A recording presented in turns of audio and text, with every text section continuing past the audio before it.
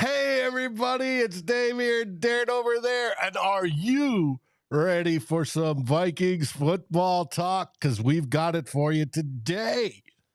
What a day. What a week. Let's get into it. We have three themes as normal.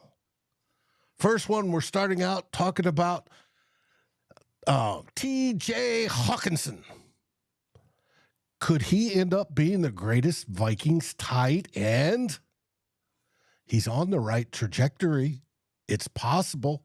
Now, he'll never be as good a pancake blocker as my buddy back there and Jimmy Kleinsaucer, but could he put up the numbers?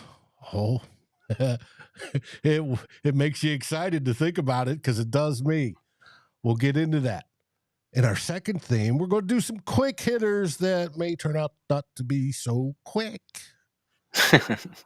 We're going to talk about the rumor that there's $7 million on the table sitting for Kirk Cousins. Or not Kirk Cousins, for Dalvin Cook. I got Kirk Cousins on the brain. Sorry, folks. The second one is Justin Jefferson and his quarterback listing, who obviously did not have Kirk Cousins on the brain. And then the third one out of the quick hitters is Netflix series Quarterback. And needless to say, I have Kirk Cousins on the brain over that one. And then we'll finish up with our final theme as we're looking at 2024 free agents and putting a spotlight on them. And in this case, this episode, it's going to be on DJ Wonnum. Can he step up to earn a contract in 2024? Who knows? We'll find out next on Two Old Bloggers.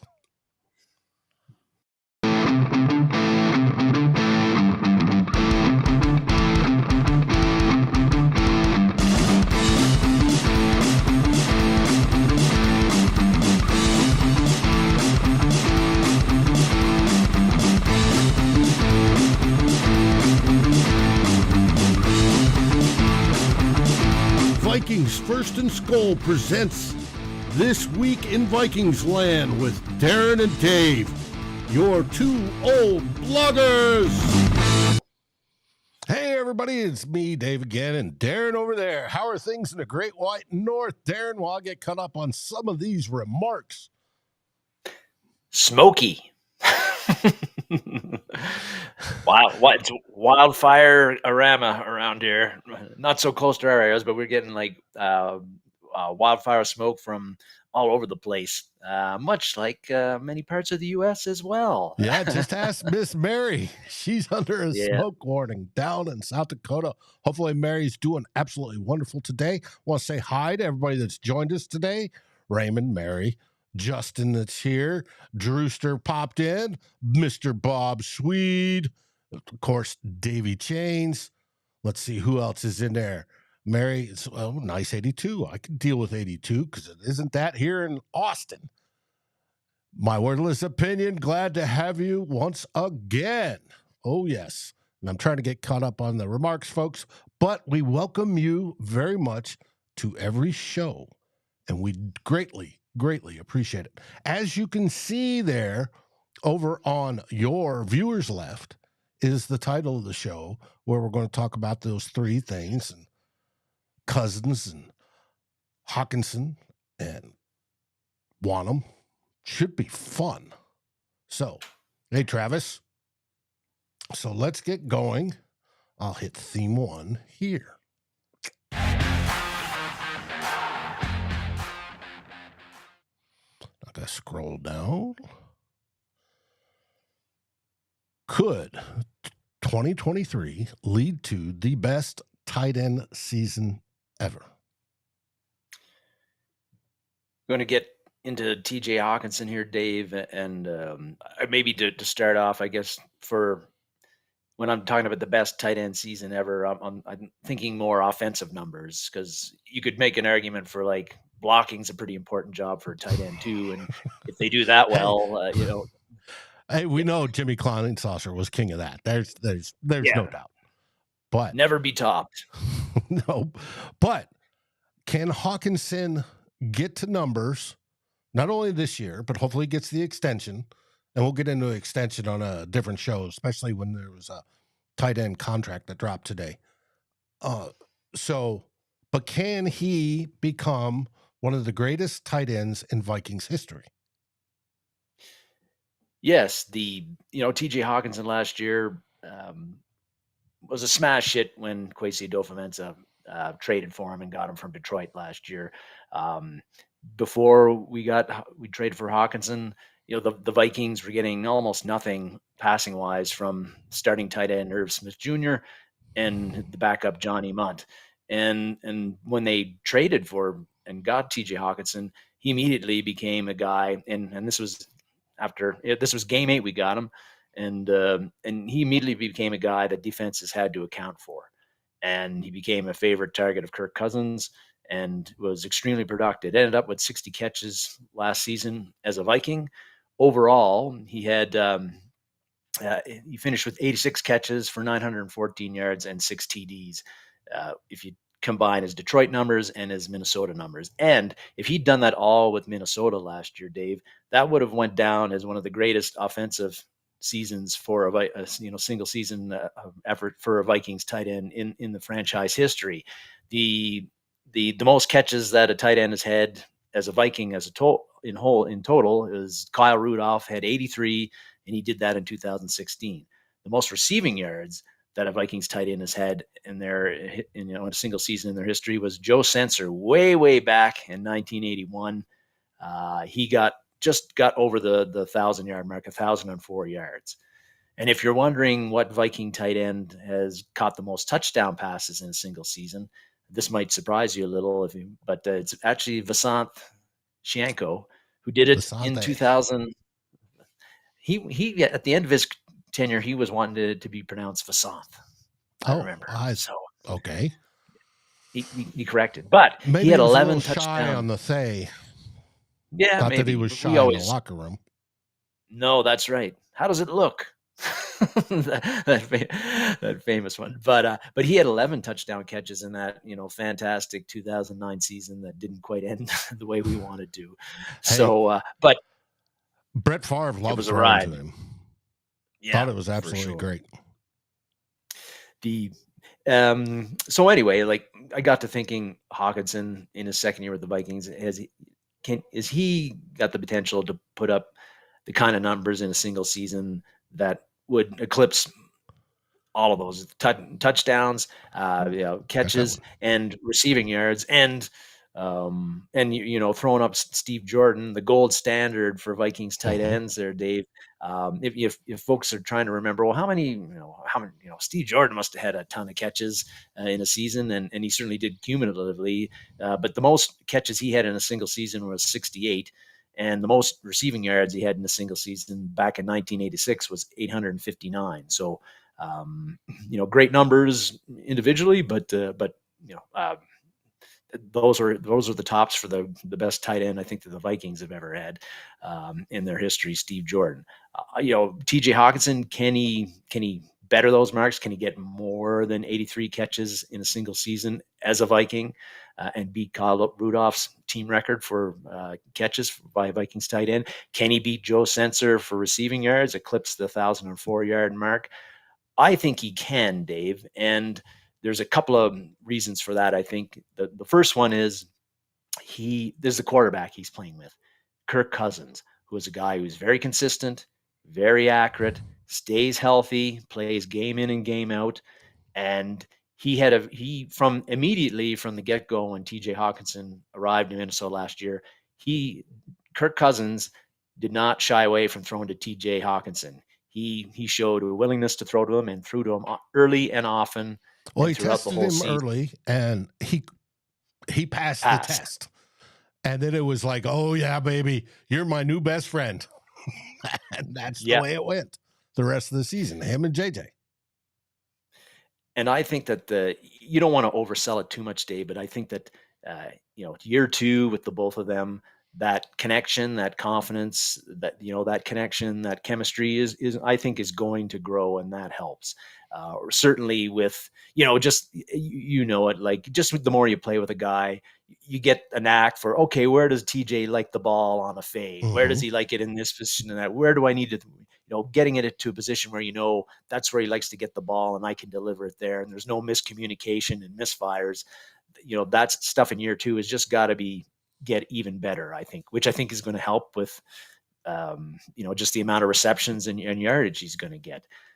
So there's that. I think the main reason that I think that he's got a chance to have those big offensive numbers is that you look at the receiving options the Vikings have, which I like, but obviously Justin Jefferson is going to have a monster year if he's healthy. He's going to get a ton of balls thrown his way, as well he should. He's going to put up monster numbers. And sure, hopefully he hits the 2,000 mark. I'd love to exactly. But when you look beyond Justin Jefferson, okay, Adam Thielen isn't around anymore, and last year he had diminished production anyway, but KJ Osborne is currently your number 2 wide receiver right now. I like KJ, solid guy, but is he a guy that, from what we've seen, that's going to be catch 70 in the high 70s, low 80s, high 80s? Is he going to catch that amount of passes? Is he a guy that's going to be a high volume target for the Vikings and take precedence over TJ Hockenson as an option to throw to? I don't think so. I hope so if he's open. Yes. It's if the easy stuff is if he's streaking down the right hand side of the field, JJ's double covered, TJ's got a linebacker on him coming across the middle, and he's wide open on the right side, turn around, throw it to him. Sure. What if it helps defeat the defense and score points, then do it. It's that simple. And hopefully he can be that guy, right? He sort of turned into, who was our third down specialist for so long? Always guaranteed to get beyond the sticks, right? Catch the ball and beyond the sticks. He was our wide receiver 3 for a long time. Jarius Wright. He's sort of turning into a version of Jarius Wright, because if it's third down and needs to go beyond the sticks, I trust KJ to do that. I trust the effort he puts in. Once he catches the ball, he's safe with the ball. He can run. And I think that's where he could really make a super niche in this offense this season, is being that guy, right? The old reliable. If JJ's covered, if TJ's covered or whatever, you always got KJ as the relief valve, but guaranteed to get you the first down. And that's where I want to see KJ step up to. That's the KJ thing. The other right now presumed wide receiver number 3, maybe wide receiver number 2 before the season is gone, is rookie first round pick Jordan Addison, who I think is going to be a hell of a player, and he's going to be productive and very effective as a rookie.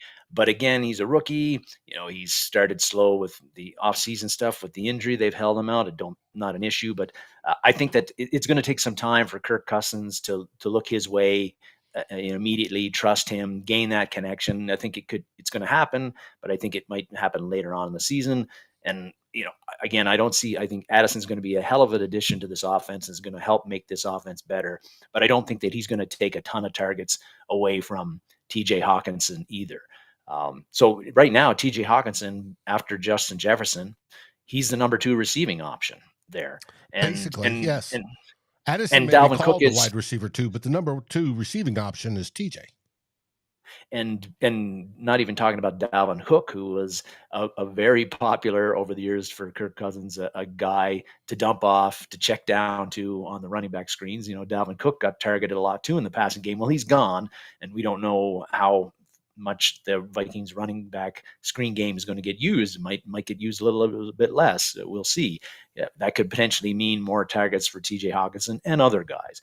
But you look at the receiving options, TJ Hockenson is option number 2 right now behind Justin Jefferson, which means in an offense that throws the ball a lot, and I think is going to be very effective in 2023, which means they're going to have even more opportunities to throw the ball.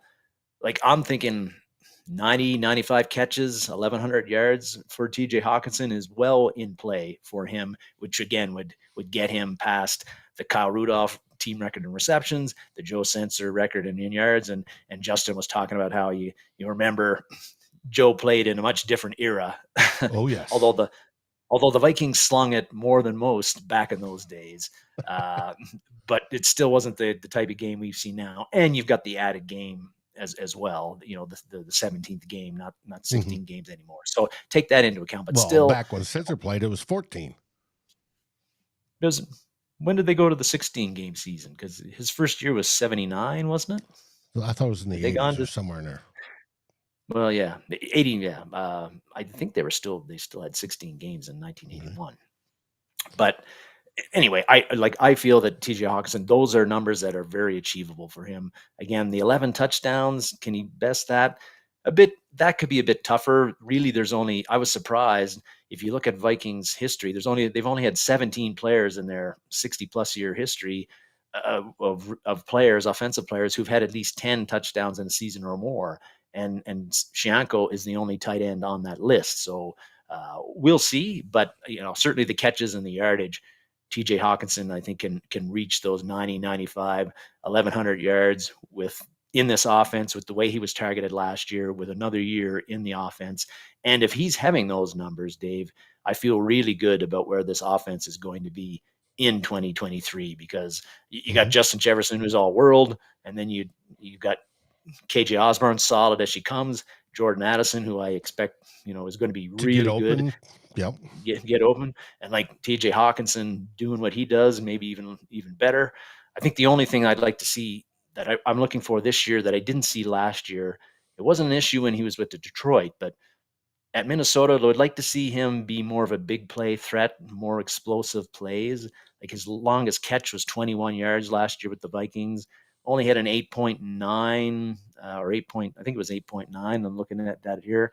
I think it was 8.9 yards per catch average, which was, it's not horribly low for a tight end, but you'd like to see a little bit higher. I'd like to see more of those explosive, longer catches by TJ, them targeting him more on those. We'll see if it happens, but again, expect him to be hugely productive this year, and that's going to be and set some new Vikings records for a tight end in a single season in catches and receiving yards. And if he's doing that, again, this offense should be really humming if everybody else is playing regularly, healthy, and doing what I expect that they should be doing. Hey, my goal, at least 30 points per game. Score 30 points per game. We're going to win this division again and defend. And there's no reason not to. We have so many weapons on this squad. And Kirk had a decent year last year. Best for him. 13 wins. I think it was his best year. And there's no reason not to. Just go ahead and do it.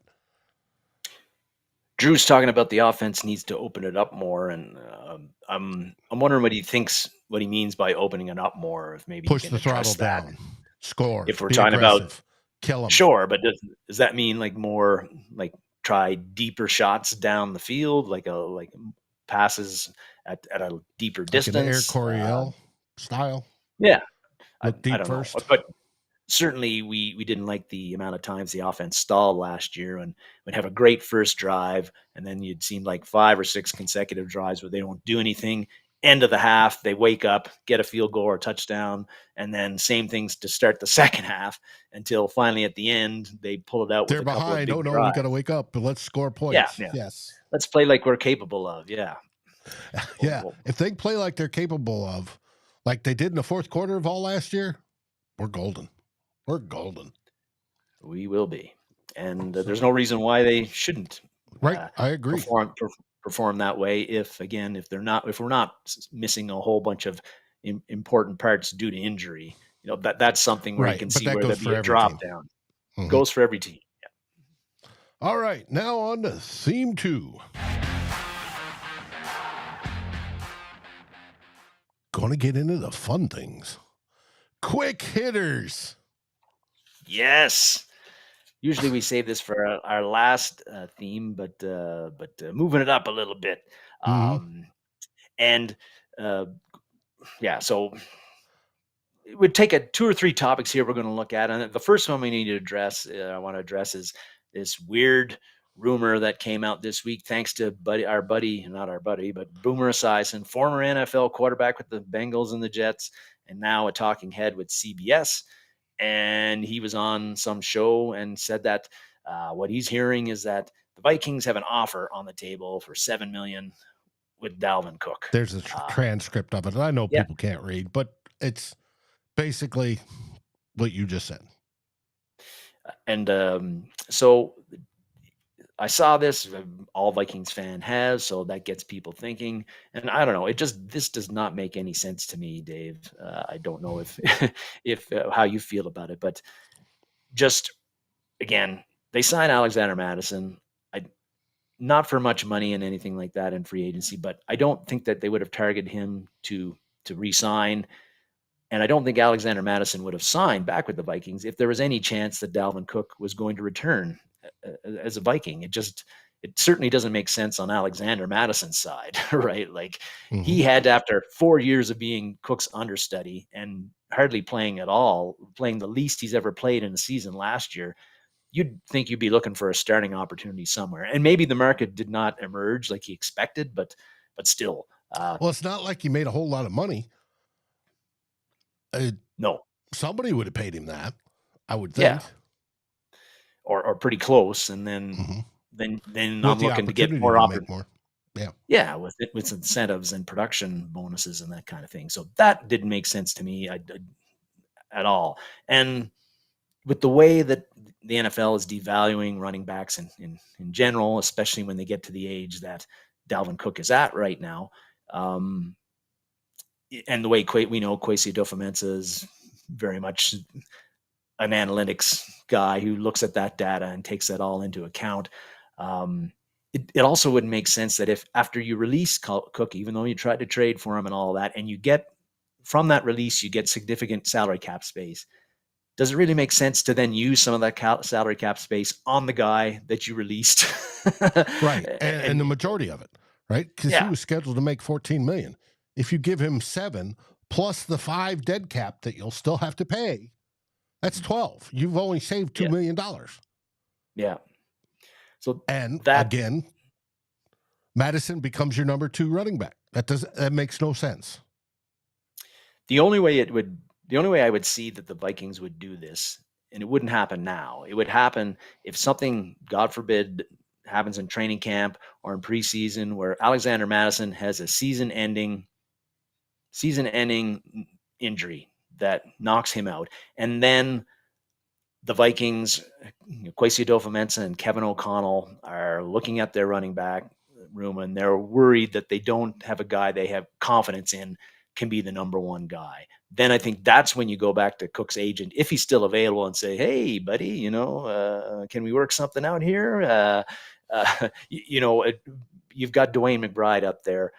I forgot to talk about another reason this didn't make sense was that the whole Cook thing is that the Vikings drafted McBride. Now, I know they drafted him in the 7th round, not a high investment. It's not like Bijan Robinson in the 1st round, and you're expecting that guy to be a starter day 1. But McBride is a talented player, and he added to what's already a pretty crowded running back room where you got Madison, Ty Chandler, even Kenny Wonnum, and then Dwayne McBride.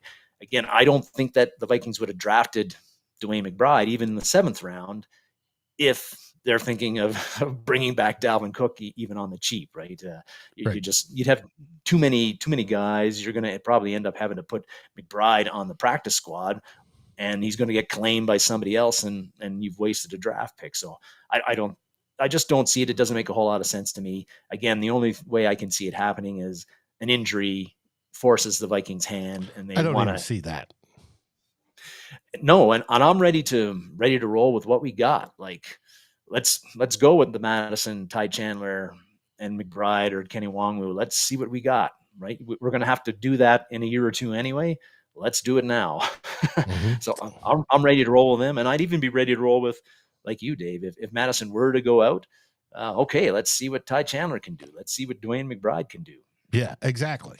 And I think that's the route that they want to take, is to do that. It makes no sense to bring back Dalvin Cook, especially at the price. Yes, we have lots of memories of Dalvin Cook being a Vikings. being part of the squad and doing great running, and he's fourth in the history, when we talk about totals and stuff. But to me, he looked like he started to decline, and he's about that age, and it just makes no sense. Now, our buddy Doogie, once all this blew up during the week, he went and checked, and he checked with all his sources and called the team, and he says, no, there is nothing to this. They do not have a standing offer sitting on the table. It's not going to happen. Don't worry about it. And I trust Doogie because he's got all the Twin Cities and all those people wired. If he says nothing's there, there's nothing there. So, yep. It's not going to happen. So just, that was the wacky rumor that came out. It's got people talking. I wanted to bring it up and address it. And thanks, Drew. Yeah, Greta Van Fleet. So second quick hitter we want to talk about is the news in quotation marks that came out this week about Justin Jefferson getting asked about his top 5 quarterbacks in the NFL. Somehow he got on Brazilian TV. Not sure how that all worked out. He was down being the ambassador for, I think it's flag football. Oh, so they were playing hope they weren't playing it on the beach. And I hope it wasn't Justin Jefferson playing on the beach. If you remember what happened. No, but it's the NFL sponsored flag, and they're spreading it out to different countries because everybody can play. I mean, whatever age you are, you can play flag football. And was named the ambassador this year for the NFL for flag, and he was down there in Brazil showing it to the folks down there, and he was interviewed, and he was asked, who's your top 5 quarterbacks? And for those that maybe didn't catch it, everybody on this probably did, but he named his top 5 was Mahomes, Rodgers, Jalen Hurts, Josh Allen, and Joe Burrow. Not in that order. I think it was Mahomes, Rodgers, Burrow, Jalen Hurts, and Josh Allen. And according to the audio, it's a bit tough to make out, but he may have said that Cousins and Josh Allen, he had them as a tie as 5th. It's unclear. Well, he was asked about it afterwards. You didn't mention your quarterback. And he said, well, so. But of course, this gets out like they always does. And then on social media, people start asking, and even outside of social media, was Justin Jefferson, hey, what's he doing dissing his quarterback? So kind of a controversy created by other people. And it's not even a controversy. I don't think there's anything to see here. Justin Jefferson many times last year on a few occasions defended Kirk Cousins when he didn't feel that he was getting the respect that Justin Jefferson felt that Kirk Cousins should be getting, and talked about and praised him on other occasions as, his guy. And so Justin Jefferson likes Kirk Cousins just fine. Having Kirk Cousins as quarterback is going to end up making Justin Jefferson a lot of money here in a year, or maybe in a few weeks or a few months. But hopefully sooner. Hopefully sooner. But, I'm sure now, yes, Justin Jefferson could have handled it a little bit differently. Maybe he could have kind of danced around it a bit and say, well, there's a lot of talented quarterbacks in the NFL. Good sir. Hard for me to make I love mine and Kirk Cousins, but my top 5 list is that. Yeah. But, he answered it honestly. I think any clear-eyed football fan would not put Kirk Cousins in the top 5 in the NFL. And with good reason. So, but he said it. But I don't think there's anything to see here. It's not going to cause an issue. Kirk Cousins was already asked about it, of course. He brushed it off, just kind of said, well, I'd never tell anybody what they need to say. And then he talked about how I always go, it's always about wins in the NFL, and that's what I've got to work on. So, and I'm sure I think it's possible there may have already been texts or phone calls exchanged between the two, kind of just, Justin Jefferson explaining how things, and hey, no big deal. And if it hasn't, this will get resolved by a conversation on the first day of training camp when they're both there, and it'll be all kumbaya after that, and no issue. But again, people kind of get worked up about these things sometimes, and I think that this is I think it's worth getting worked up about the Danielle Hunter contract situation. This is not one of those things to get worked up about. And really, again, nothing to see here. But in a slow season before we get to training camp, these are kind of the things that get talked about and get brought up, and people are digging through. And so, yeah, it happened. Hopefully it's now had its time in the sun, and we'll move on to more important matters. Speaking of more important matters. Yes. Quarterback. Netflix has dropped the quarterback series where they're following 3 quarterbacks. Pat Mahomes, of course, is one. Kirk Cousins is the other. And then Marcus Mariota. Not sure. Maybe no other quarterback wanted to get profiled. I don't know. And Marcus says, "Yeah, I'll do it. I won't be a starter for much longer in the league." Well, you got to remember, this was done NFL and Peyton Manning, right? And Peyton Manning with his Omaha Productions. They wanted to do a documentary on the toughest position in sports, quarterback. And I think when they were looking for who do we feature, they go, hey, we'll take the best guy up here, Patrick Mahomes. We'll take the middle-ish guy right here, the one that's the engine that keeps trying and trying and trying and trying. And then we'll take the guy that's on the bubble reclamation, right? Yeah. Because he had been benched in Vegas. And so he's a reclamation project, and he gets his starting job back. Let's see if he can hold it. Yeah. And I think that's how they chose him. Yeah, there would certainly be some made in drama and storylines there for sure on that end that would make that interesting TV for sure. So the series is out. I'll admit I have not watched any of the episodes yet. My wife and I are busy getting. Yes, I know you have, Dave. I think you're on episode 8 or 9 at this point. Yeah, but I'm only 20 minutes into the episodes you're watching.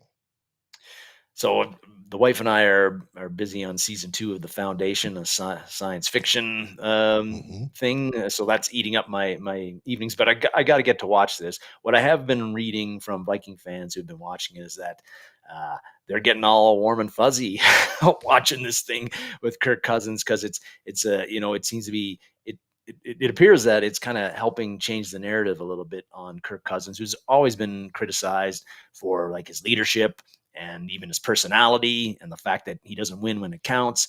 But on this show, it seems like it's showing like that, he is a good locker room guy, looking at his toughness because with the rib injury. And so I don't know how much it'll help, but it's looking right now that it could be a little bit of a tipping point for Cousins. And last year that started happening a bit more, where the Kirko chains, and he became more of a guy who had was getting the national feeling on him was evolving and being more positive to Kirk Cousins as a leader of men. This show seems to be helping a little bit. I'm wondering, Dave, what you're thinking about with what you've watched so far, because of course you've always been, you've been a very, you've been critical of Kirk throughout his Vikings tenure, but also given him praise when praise was due. So I consider you a pretty objective view on Kirk change and his worth to the team. Well, first off, like you put, he still needs to win the Super Bowl. That's the goal. And last year, it was looking like it was one of those magical seasons where that could actually happen. I mean, we went the 11 games, the one-score games that we won. There's the comebacks. The Buffalo game was amazing how they treated that. And Kirk, I have no choice. It's 4th and 19. I've got to throw it up to JJ. Telling JJ, go, I'm going to throw it your direction. And, of course, JJ goes up and catches it in the most remarkable catch ever. That was amazing. And then you get into episode 6, which is the Colts game. And you see during episode 6, everybody's getting so frustrated in that first half. Just absolutely. Yeah. And Kirk is just, folks that have watched Kirk get extremely upset.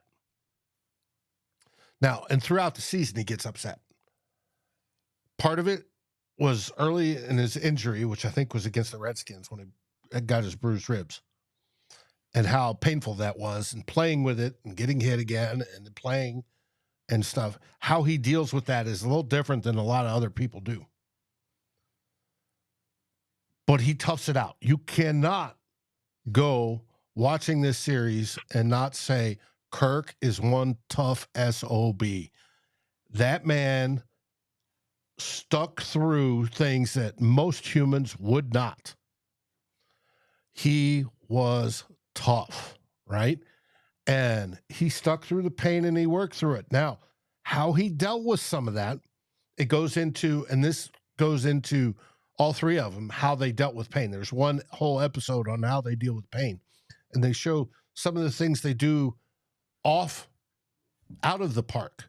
They did show Kirk going into the ice bath at Winter Park, but a lot of the stuff they show him with special types of masseuses coming to his house. With Patrick Mahomes, he's got a special athletic trainer that he goes to that works on these things to work out all these pains. Whether for Kirk, there was an injury in his foot, but also the ribs and up with his throwing shoulder and stuff like that. And it shows you what these guys go through. It's got to be miserable. The 8 months that they're doing football is miserable, and it takes a lot. Yeah, Sundays are fun, but it takes a lot, and that they've got to go through to keep their bodies right and in shape and then be able to play the next week. I was asked today, could a college team beat an NFL team? And I said, no. And they go, well, what if it's Alabama and Houston? I said, no, it can't happen. There's too much of a disparity there. The college kids are younger. They're not up to the speed. They're not the size. The whole thing ratchets up in the NFL, right? And we had this last week. Hey, we'll give you $10 million if you can run a football 5 yards on an NFL team. Or you can take $1 million and walk away. You take the $1 million. Trying it against an NFL team is going to get you killed or awfully hurt. Those guys are fast, they're hard, and they have no issue hurting any people. Now, it's not malicious. For the most part, it's not malicious, unless you're the Saints back in 2009. For the most part, it's not malicious. You're just trying hard. You're trying to hit as hard as you can, right? You're to be as strong as you can, to play the best you can, as fast as you can. And it takes a toll. And they showed how they work. Kirk works through some of that, and how Mahomes, when he had his high ankle sprain, works through that in the playoffs. That he's what he went through is just amazing. And Mahomes, but Mariota, what Mariota went through, and then he said, I'm getting surgery, right? And he went off with surgery and left the Atlanta Falcons. And you don't hear till later in the season, he joined the Eagles as a backup. Mariota was a disappointment, but the thought was there. Hey, could he reclaim his career? But the deal between Kirk and Mahomes, once you start getting the later episodes, was just amazing. Both the stories were great. And Kirk Cousins, as an individual, I wanted to start this sort of pros and cons. As an individual, is a fantastic man. You would like him. He's honest. Yep. He's good-hearted. He loves his kids, loves his wife, right? He works hard at football, but he takes Tuesdays off. And, everything is 100% for him. Whether it's reading to his kid at bedtime. This is why they put in, don't hit the NFL quarterback in the NFL rule, right? And he goes through that. And he's a good man.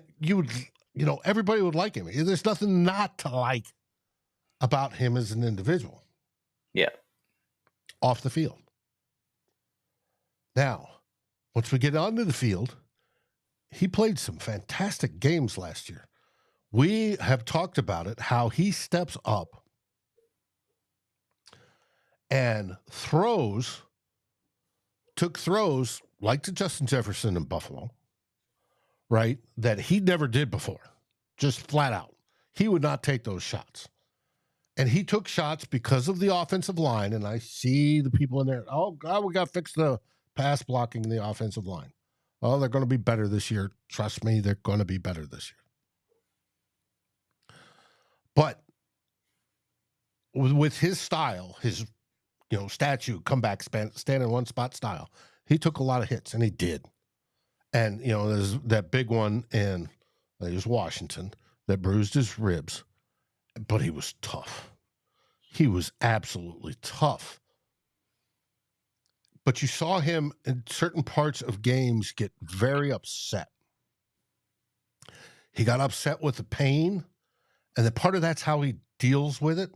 And Kevin O'Connell learned that, and other players learned it. I mean, he'd go to the bench, and he'd be, because he was hurting so badly. And Adam Thielen would come over and go, and Adam Thielen wants to talk about play, about, hey, this and this and this. And he's like, I can't, get away from me, right? And you empathize with him because he's in so much pain.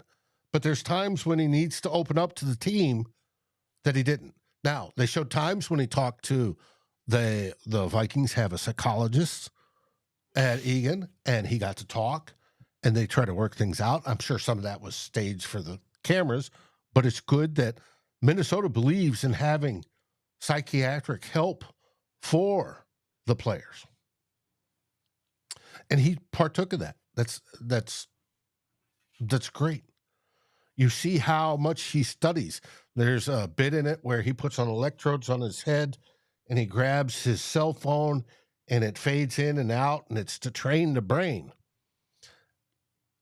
You see a part at the very beginning where he's trying to learn the plays because it's brand new offense, right? He hasn't had the same offensive coordinator in forever. So he's trying to learn it. He didn't get down the whole playbook until about halfway through the season. That's how tough it is. And he's putting it on tape, the calls. He's being quizzed. What is this? And he's trying to remember all this. And they did that with all three quarterbacks, right? Learning those play calls, what they are, what the code words mean. What's this? What's that? Mariota has his wife quizzing him on everything. Kirk, like I said, puts it on tape. So he reads it out on tape. He studies, he reviews it, and he reads the call out on tape so he can listen to it on his drive to and from work, taking to the kids, to wherever, so he can listen. It's a tough position to play. And that was the whole point of the documentary, is how tough quarterback is to play. And he went through a lot, an absolute lot.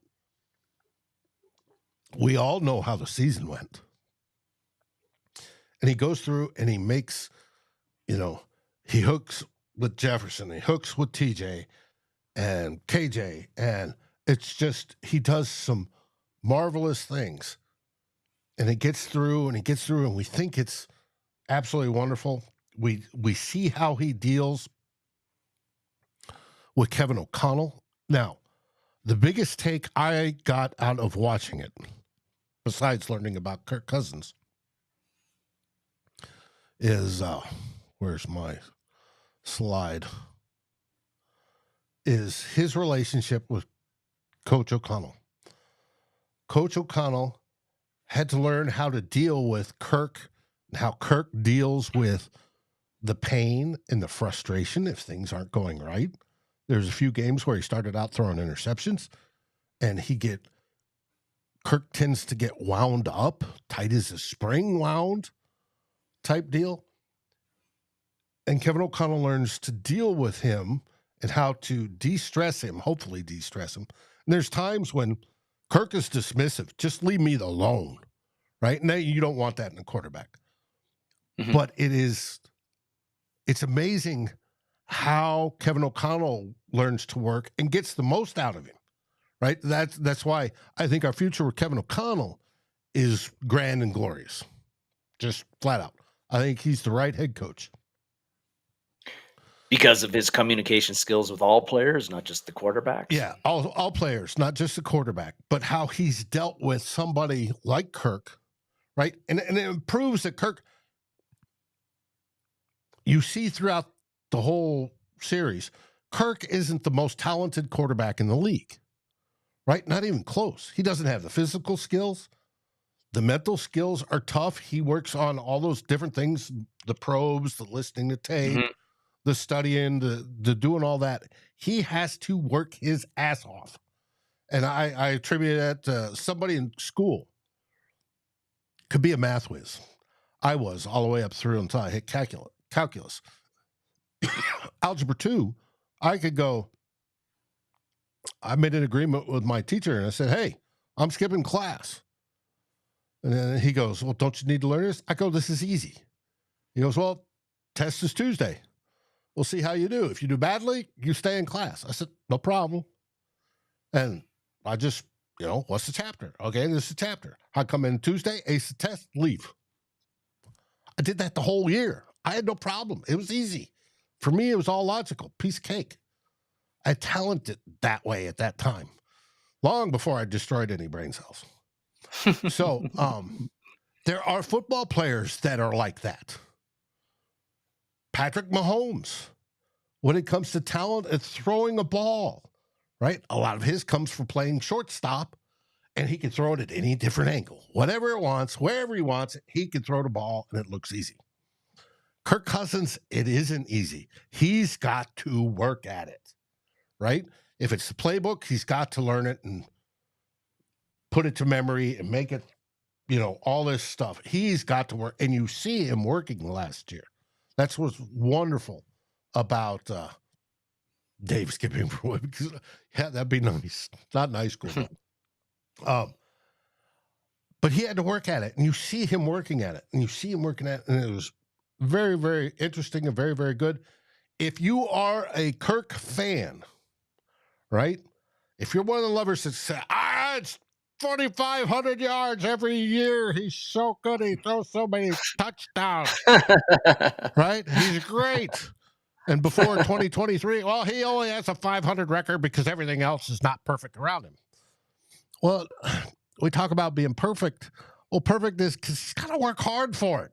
He doesn't have that ability to carry a team like Patrick Mahomes does. And you see in the series, early in the series, when Patrick Mahomes does it, the Chiefs aren't doing so good. Somebody gives a cheap shot on Patrick Mahomes, and Patrick Mahomes goes off. And he's like, no, we're going to kill him. And then they go to score 35 points, right? It was like a switch flipped. He just went off. Kirk Cousins isn't Patrick Mahomes. That's two different. They're two different people. One's an alpha dog, and Kirk is, I'm not saying he's a beta, but he's got to work for it. He's really, really got to work for it. And you see that. And that's endearing. Oh, my God, did he work hard? That is super, super endearing. I hope that he continues that. And I don't doubt that he won't. Right? There's nothing to say that he won't. He's always worked that way. So he continues to that, and hopefully we take the next step. Now, what was so frustrating over last year is we saw when he got upset, he tends to miss plays, get frustrated, and grumble off and throw, nobody's open. I'm throwing it out of bounds, whatever. And he's got to get over that. And hopefully working this summer, he does. Purple Rain. He said Kirk is a beta. I don't know about a beta. He's got some alpha in him, but he's not a dog, as people like to call somebody that's just absolutely narcissistic about how good they are, right? And you've got to be slightly off. I don't know if it's off your rocker, but slightly obsessed with what you do to be at that level. Patrick Mahomes, Jordan in basketball, take your pick of your top athletes anywhere. They're all that way. Kirk Cousins is not at that level. He's never reached that. He doesn't have that mentality. So he's got to work harder for it. So Do I believe Kirk Cousins improved last year? Oh, heck yes. We saw it. It was fun. I'm not arguing that Kirk Cousins is bad at all. The one thing that just irritated the heck out of me was, we talk about the Buffalo game. And the Buffalo game is 4th and 18, 4th and 18, 4th and 19, and they need the first down. He's like, JJ, I'm throwing it up to you. I know you're the only one who can get it. I'm throwing it your way. And JJ's double covered, and he throws it this way, and JJ comes down with it. Right? It's brilliant. We come back, we win the game. Then we get into the playoff game against the Giants. And he explains that 4th and 8th play there at the end of the game. And he goes, see, I see JJ going down this way, and he's double covered, and he wasn't even as closely covered. He's double covered. So I can feel the pocket closing in on me, and I'm about to be hit. So I look, and I see TJ there, and I dump it off TJ, for 4 yards, shy of the first down. And that, to me, was like all that programming that he went through to fix stuff, or what we call fixed, in production side on the field. We're not talking about him as a personality. Him as a personality, everybody loves what they saw.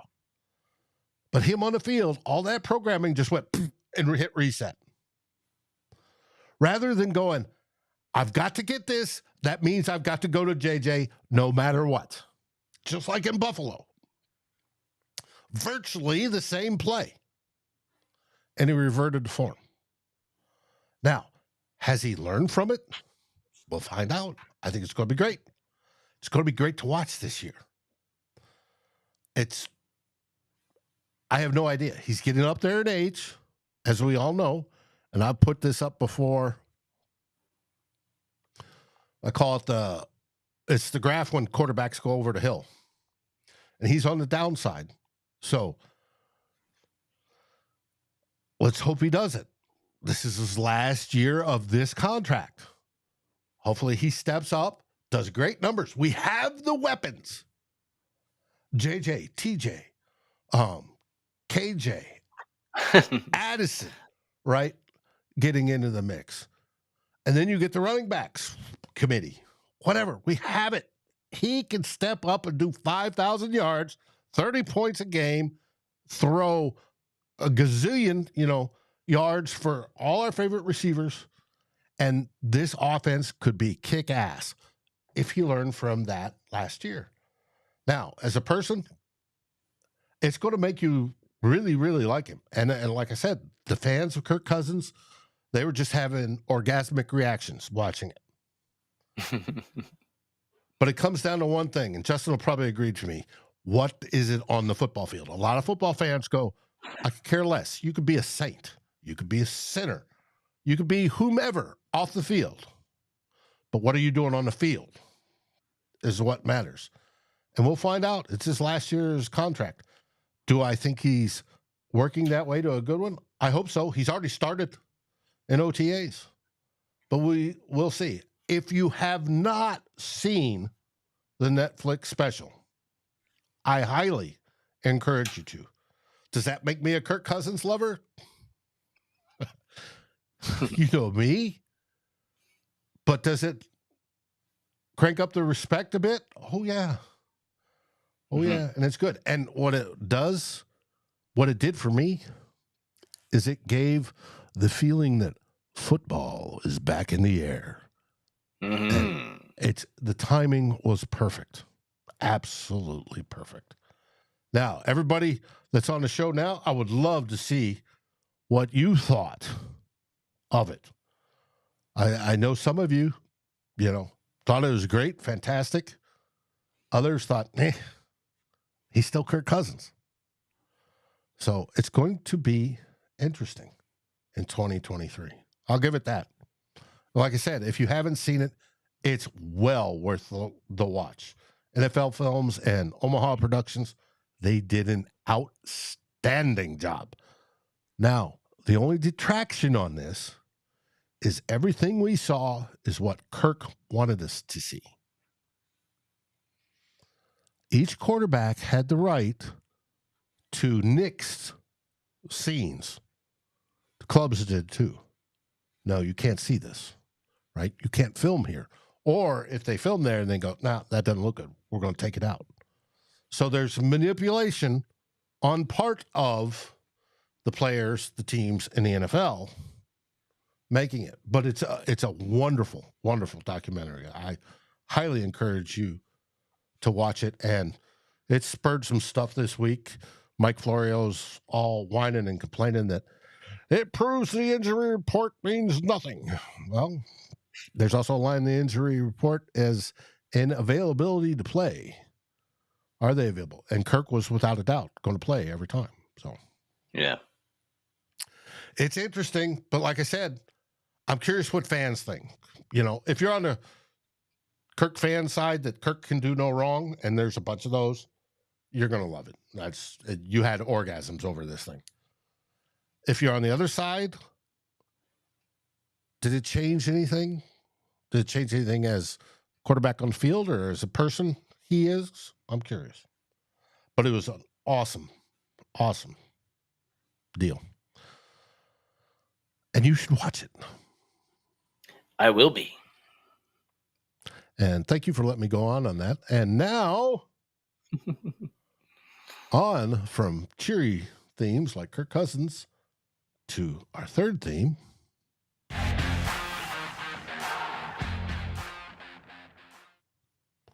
DJ Wonnum. Scheduled to be a free agent next year. Not often we have a whole segment on DJ. David, this might be our one and only one. I brought it. I made a boatload of graphics that I did not have because of this. So last week we started looking at the Vikings have a whack of players who are due to be free agents after the season ends, as do all NFL teams. We wanted to look at a few over the next few weeks, a few key players and whether the Vikings can and should re-sign them when the season ends. Going to look at DJ Wonnum this week. Last week we looked at Ezra Cleveland. You can check that out on last week's show if you want to. DJ Wonnum is this year and is this week's. So DJ Wonnum last year had a bit of a breakout season, or he wasn't last year. 2021, he has a bit of a breakout season. 8 sacks, playing in a 4-3 as a defensive end in Mike Zimmer's defense. And that year, he became a starter towards the end because Daniil Hunter got hurt, of course, lost to the biceps thing. Mm-hmm. And then Everson Griffin had his mental issues, and then he was gone later on in the season, which meant DJ Wonnum got a ton of playing time that maybe he wouldn't have normally got. But so, it looked like it's kind of a breakout season as a 4-3 defensive end. Then last year, of course, Ed Donatel comes in. They move to a 3-4 base. DJ Wonnum goes to a new position, outside linebacker, edge rusher in the 3-4. New position for him. And it seemed like things were going pretty well for DJ at the start. He had 3.5 sacks through the first 7 games. And I talked about him early in the year last year where I thought he was playing pretty well. And if he kept on playing like he did, he probably was in line to get an extension when his contract came up. Well, the last 10 games, he only got a half a sack. And we know that sacks used him more in actual coverage, which I thought was odd, but that's part of that defense. It would, yeah, but which is odd. But big year for DJ as it is when you're in a contract year, because he needs to. The question is he worth the Vikings investing in an extension? And I think he's a guy they can afford, but is he worth the adding for another 2-3 years or whatever it may be? And my feeling is that DJ Wonnum this year, he is not long for Minnesota. Based on what I've seen. The thing about Wonnum is that if you watch him, or at least when I've seen him play, a few things bother me about him is that, as a pass rush, as an outside edge linebacker, your main job is to, I think, pressure the quarterback or sack the quarterback, and that, in other words, pressure and lead to sacks by your teammates, or you get them yourself. Right. Pressures are the most there's important in that equation, but yes.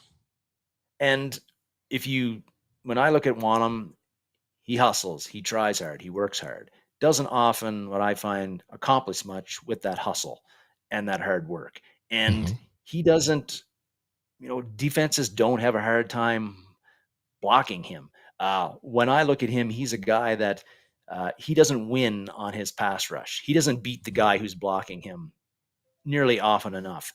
And what you end up a lot of times, what you see with his sacks, I think with his 16 career sacks that he's had, a lot of times those sacks were either he was totally unblocked and got a free shot at the quarterback for some reason, or in the other case, it's more of a hustle sack where the play got extended, the secondary didn't leave anybody open, or the quarterback was indecisive in doing anything and throwing the ball to the right guy. And so Wonnum kept working at it. Eventually, he falls into a sack. That's how DJ Wonnum gets his sacks. He doesn't get it by beating blockers and doing it on his own. And that's other people are getting the pressure and pressuring the quarterback into him. Is the best way I can describe it.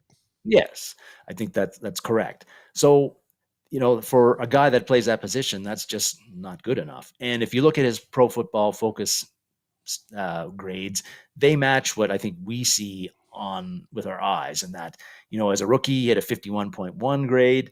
As a second-year player, his breakout year, he was 50.5, so actually a little worse. Last year was his best grade, 57.7. But overall, those are mediocre to poor grades for an edge outside, an edge rusher, a pass rusher, a guy who's supposed to be getting after the quarterback. And we talked to, I know that sacks aren't everything for an edge rusher but again, DJ just does not create enough problems for defenses. They don't worry about him. He doesn't beat the blockers, and he needs, again, like his sacks are on hustles. He falls into sacks, or it's a mistake thing where, again, he runs wide open, gets wide open, look at a quarterback and takes him down. Anybody can do that. Well, maybe not me, but those are things that, those are just DJ Wonnum I have not seen the growth in DJ's game from rookie year to year 3. He looks the same to me almost now as he did in year 3. And that's just not going to get you an extension. That's not going to be worthwhile enough for a team to invest in a second contract in you. And I think what really hurts, particularly DJ Wonnum's chances of getting an extension, at least with the Vikings, is that Kwesi Adofa-Mensah, he's a Rick Spielman draft pick. He was part of that humongous 2020 draft class, the 15 guys. And like maybe Mike Zimmer or Spielman would be able to give him the benefit of the doubt, or maybe want to bring him back because, he's one of their guys. Yeah. He's one of their guys. Kwesi Adofa-Mensah is looking at remodeling this team and making it in his image and bringing in his guys. And DJ Wonnum, I don't think he's going to keep a Rick Spielman draft pick or a free agent pick. If that guy is a fringe guy, if that guy is a backup to a backup, that's not the kind of thing that he's valuing. Sure, if you're Justin Jefferson, yeah, of course you're going to keep him because he's a stud. But the DJ Wonnums, I think Kwesi Adofa-Mensah is going to look at him as a very replaceable part, and they're not going to feel too bad about moving on from him after the season is over in 2024, unless DJ Wonnum takes a huge leap in his game. But I have not seen any evidence that is going to happen. And so I feel that, this is DJ's last year. He's not going to get an extension. He's certainly going to make the team this year. He's going to be a backup guy. But I even think that Patrick Jones III has displaced him on the depth chart. And so if you're looking at the guy, assuming Danielle Hunter is on the team and Marcus Davenport is the other guy, I think Patrick Jones III is going to be the guy, the first edge rusher that Brian Flores is going to put in the game when he wants to give either of those guys a rest, or if he's using 3 rushers and if he's using 3 guys to rush the passers, then Patrick Jones will be that third guy opposite Danielle Hunter and Marcus Davenport. It won't be DJ Wonnum all that much. Right. Again, it depends on what happens in training camp. It depends on how DJ and Patrick Jones show in preseason games too. But that's what I saw from last year when I was watching. Patrick Jones was a guy who stood out more to me than than DJ Wonnum Than did. DJ. A good way to look at it, and I started to do it. I did not do a complete one. I'll have to do that. I owe that to everybody. I started to look at pressures per pass rushing snap. Mm-hmm. Snaps. How many pressures does he get per, or how many snaps does it take for an edge rusher to get a pressure? When I looked at DJ, his best season-ish, rough average, is about he gets one pressure every 12 pass rushing snaps. Whew. That seems very low. I looked at last year, Danielle Hunter. Now, Danielle Hunter struggled in the first part of the year because he was learning the Donachelle don't do shit defense, right? And he picked it up in the second half. His pressure per pass rate was roughly one pressure out of 8 every pass rush snaps. That's, what's the percentage? You got 1 out of 12 and 1 out of 8. So he's, And how many times of those snaps with Danielle Hunter is he facing 2 blockers or more? Right. As opposed and to Danielle DJ Hunter Wonnum, is getting double teamed, whereas DJ is not. DJ is. Because nobody cares. So when you want to tell how good an edge rusher is, look at that rate. It's real simple to figure out.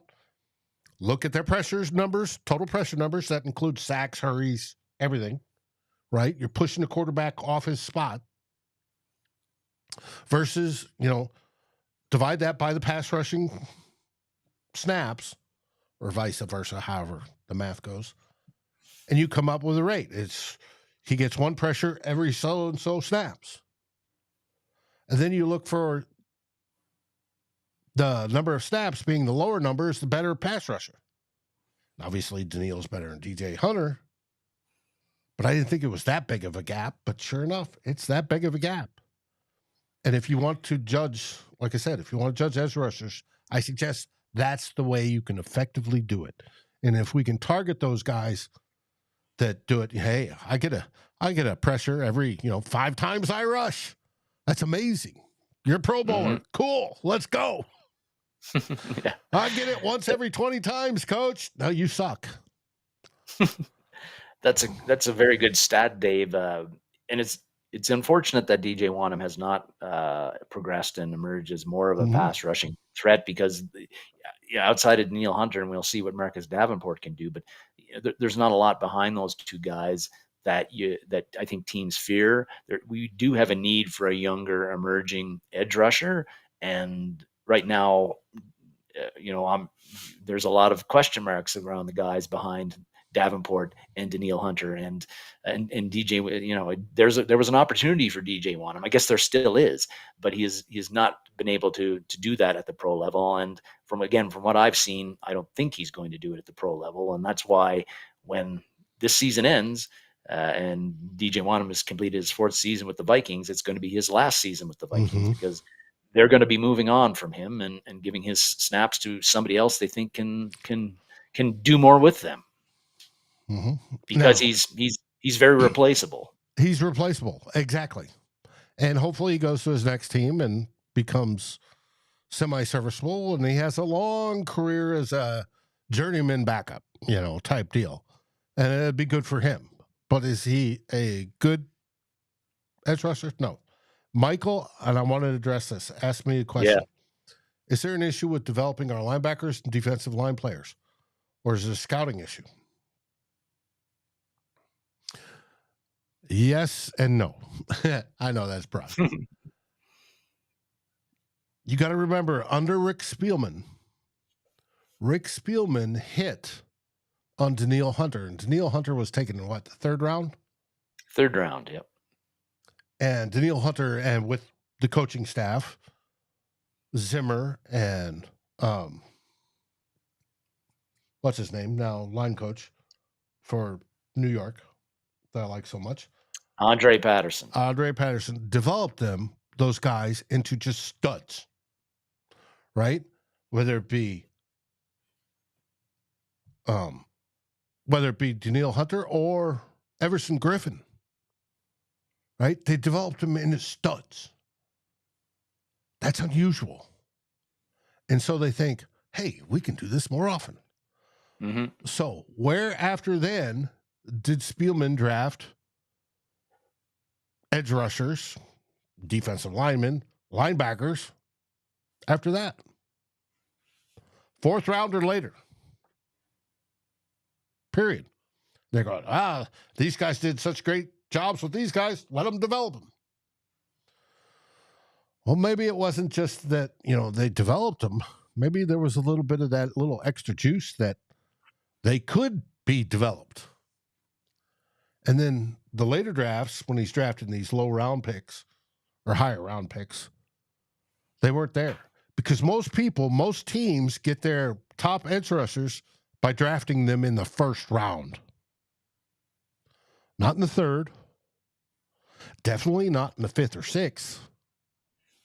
Or 7th. Yeah, can players be developed out of there? You betcha. But it comes to priority is where you want to stick that.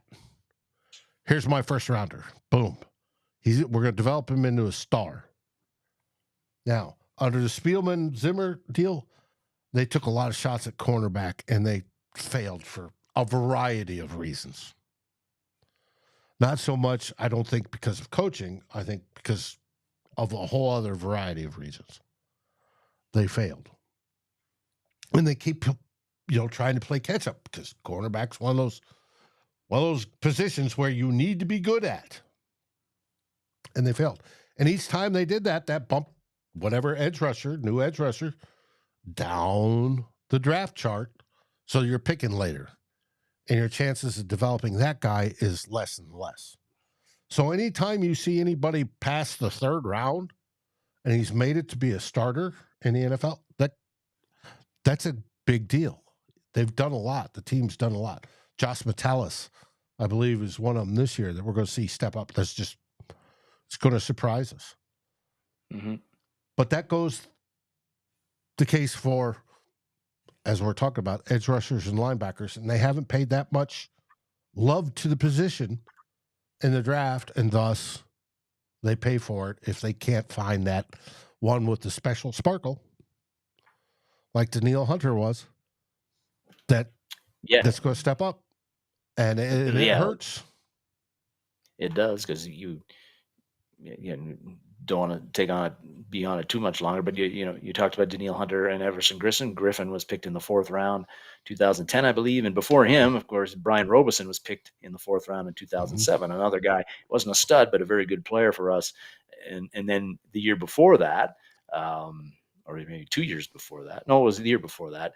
Not Rick Spielman's watch. That was on Fran Foley's watch. But Ray Edwards got picked in the 4th round, who ended up being a starter and a pretty good player for us when he was here. So yeah, the Vikings, they'd had this great, I don't know if you want to call it luck, but a great track record of getting defensive ends in the 3rd or 4th round, well below the premium picks. And maybe you think, hey, I can keep on. The premium they took, Keneche Udeze, flamed out because he got cancer. Mm-hmm. Sharif Floyd was developing into a stud, and snip, oop, sorry, we cut your nerve. You can no longer play football. Bad luck stuff like that happened to the Vikings. Hopefully none of that happens this year. Nope.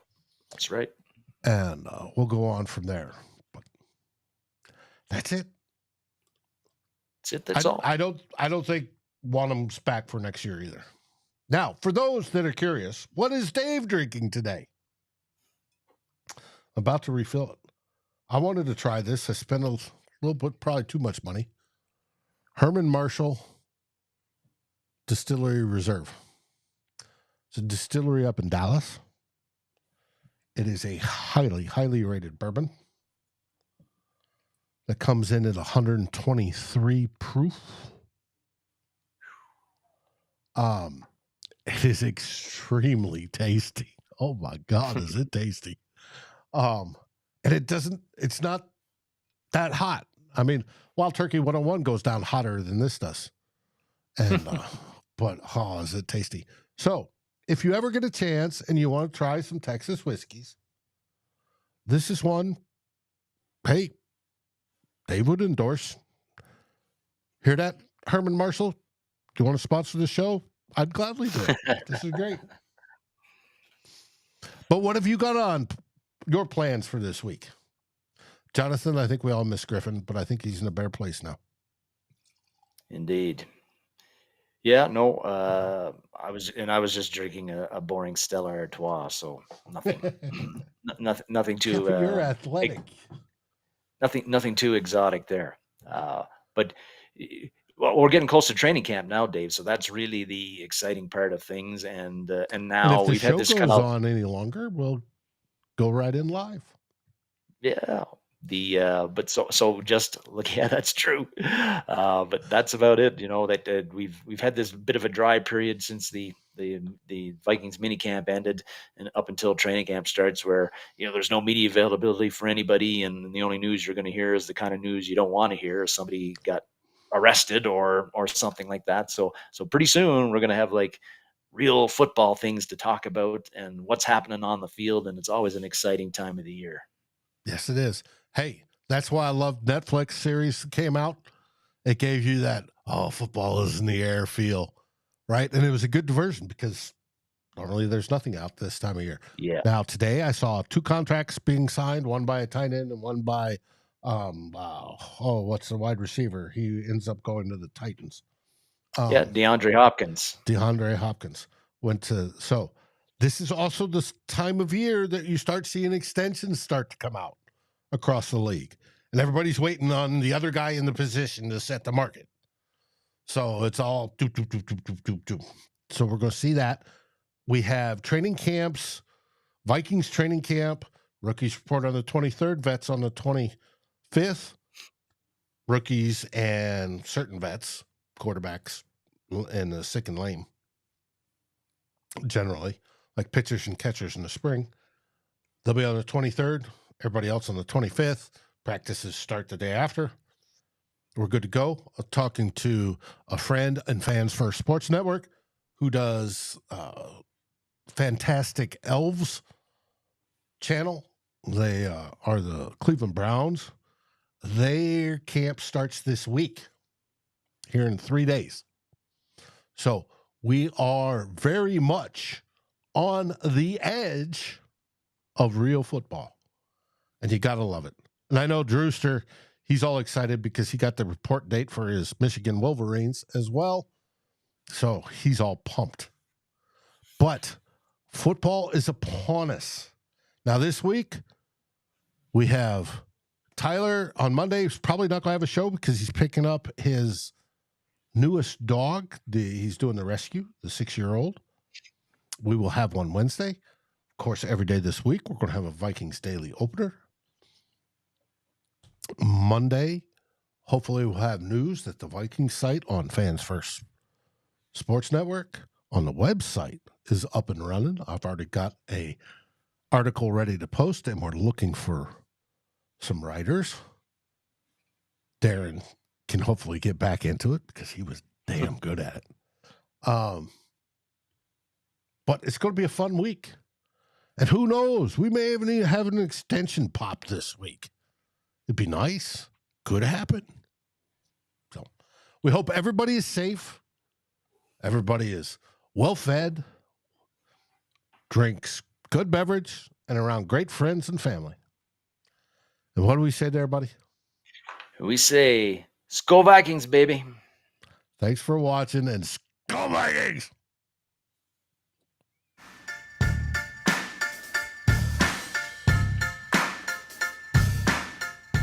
Like, subscribe, and ring the bell, and rate us on your favorite podcast aggregator. Darren and Dave, thank you for watching this episode of Two Old Bloggers.